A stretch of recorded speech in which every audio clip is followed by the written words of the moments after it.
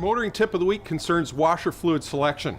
You go in that auto parts department, there's a huge array of washer fluids to choose from. And in the spring and summer, you've also got fluids on the shelf that don't offer freeze protection. They dissolve bugs and grime, but no freeze protection whatsoever. And I really don't like to see people using those products. Reason is that modern cars will typically hold an entire jug of washer fluids. What'll happen is you put this washer fluid in with no freeze protection, you use 1/3 of the bottle during the summertime.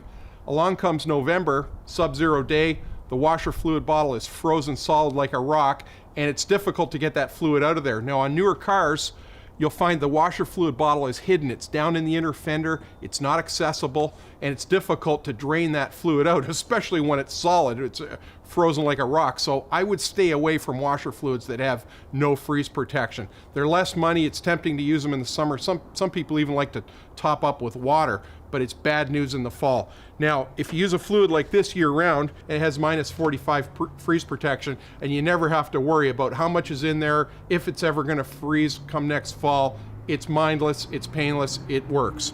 You also have high performance fluids like this one that offer better performance in the really cold months of the winter. These will actually dissolve a little bit of frost and a light film of ice off your windshield. Even if you're using quality washer fluid, it really helps to start with a perfectly clean windshield.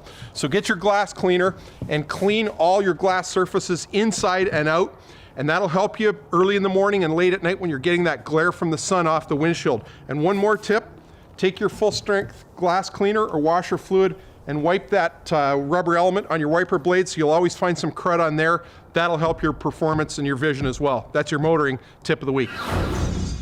If you consider Motoring TV's been on the air for 30+ years, there's no doubt you've missed a few episodes. Well, there's a couple of ways you can catch up and make sure you don't miss anything. First, you can go to YouTube and look up just segments or complete shows.